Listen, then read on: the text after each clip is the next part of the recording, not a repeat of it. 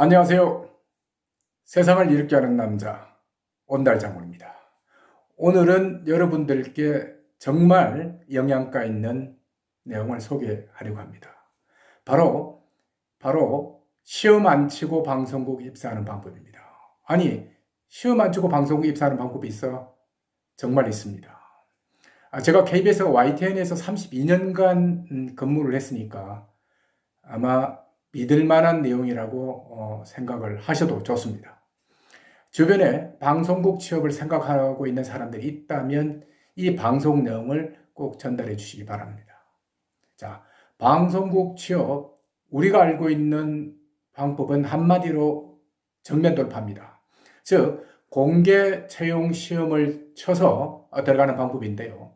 그런데 이 방법은 여러분 아시다시피 간단하기는 합니다만은 돌파하기가 너무 어려워요.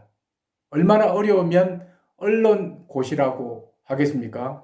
제가 다녔던 KBS YTN 같은 중앙방송사는요, 요즘 학력이나 경력이 지원자를 보면 어마어마한 친구들이 정말 많아요. 그리고 경쟁률도 아주 치열하고요. 이런 경쟁률을 뚫고 들어가는 친구들 보면 제 스스로도 존경스러울 정도입니다. 하지만 오늘은 이 정면 돌파 말고 우회를 하는 방법을 여러분들과 함께 하려고 해요. 우리가 산에 가도 그렇잖아요. 험한 바위산을 넘어서 가는 길이 있으면 반드시 그 옆에 우회하는 길이 있다. 바위를 넘어가기가 겁나고 싫은 사람들은 우회를 해서라도 산 정상에 올라가는 것이잖아요. 그런 것처럼 방송국 입사도 저는 마찬가지라고 생각합니다. 돌아서 가는 방법이 어느 방송사마다 다 있다고 생각합니다. 단지 가는 길이 정면 돌파보다 조금 어렵고 또는 힘들다는 단점이 좀 있긴 합니다. 시간이 걸린다고 해요. 그래도 이 방법은 충분히 도전해 볼 만한 가치가 있다고 생각합니다. 힘든 데 비해서 그 결과가 훨씬 더 좋기 때문이죠. 우회를 하면 좀 어때요? 누구나 선망하는 직장, 방송국에 직원으로 들어가는 일인데요. 제가 보기에 충분히 도전해 볼 만한 가치가 있다고 생각합니다. 자, 그러면 방송국에 시험 안 치고 들어가는 방법, 그 첫 번째 방법이 무엇일까요? 바로 AD 직종 취업을 적극적으로 공략하는 겁니다. AD가 뭐냐고요? 프로그램 제작자가 여러분 아시다시피 PD잖아요. 그 PD를 도와서 일을 하는 친구가 바로 AD예요. AD 직종은 대부분 비정규직이에요. 인력 송출업체에서 파견직으로 방송국에 이제 공급을 하는 친구인데요. 급여도 많지 않고 한 직장에 2년 이상 근무를 할 수가 없어요. 단점이긴 하죠. 하지만 이 직종에서 일을 하다 보면 방송국 생리를 제대로 알게 되고요. 그 다음에 정규직인 PD와도 친해져서 방송국 입사에 대한 식견이 넓어진다는, 그리고 또 입사에 대한 기회도 많아진다는 그런 큰 장점이 있습니다. 이 경우 본인만 열심히 한다면 정규직 전환에 대한 여러 가지 찬스를 얻을 수가 있어요.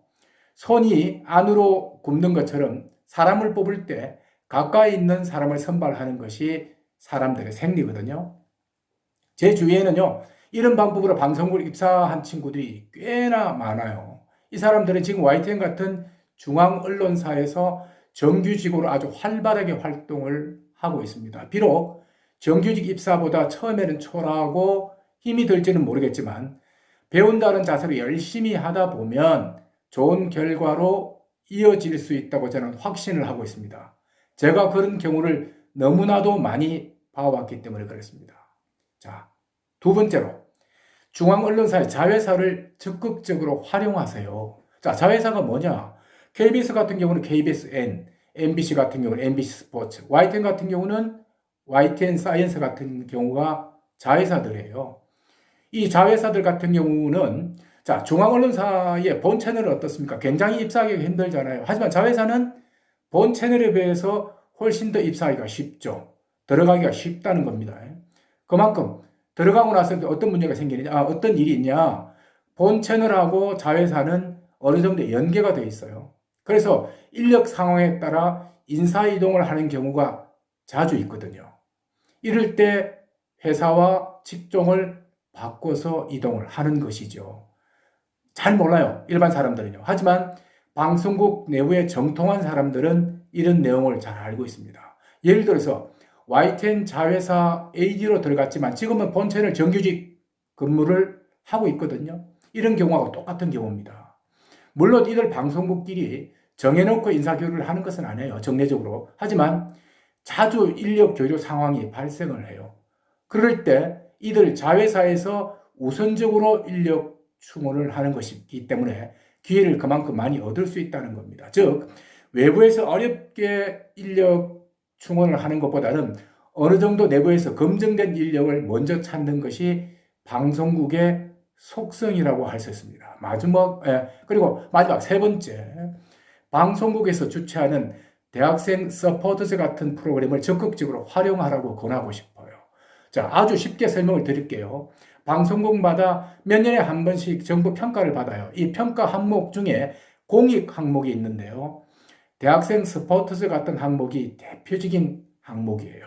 방송국마다 사실 이제 이런 프로그램은 안 하고 싶거든요. 힘들지만, 하지만 해야 돼요. 의무적으로. 자, 그러면 어떻게 하냐?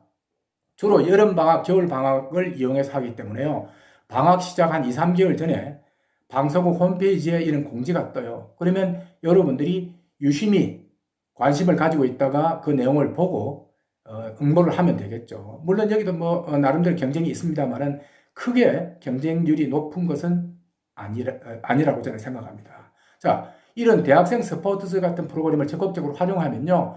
방송국 내부 사정도 잘 알 수 있고 같이 활동하는 대학생들과도 네트워크도 만들어지고요. 또 방송국 직원들과도 친하게 지는 일석이조의 효과가 있어요. 이 방법은 방송국 정면 돌파를 원하는 사람이나 우회 돌파를 희망하는 사람이나 모두 필요한 것 같아요. 방송국에 대한 기본적인 눈을 뜨는 것이기 때문입니다. 어떻습니까? 도움이 좀 되셨나요?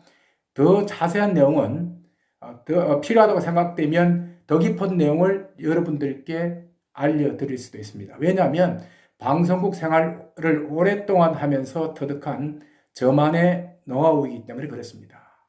오늘은 여기까지만 하도록 하겠습니다. 시청해 주셔서 고맙습니다. 안녕히 계세요.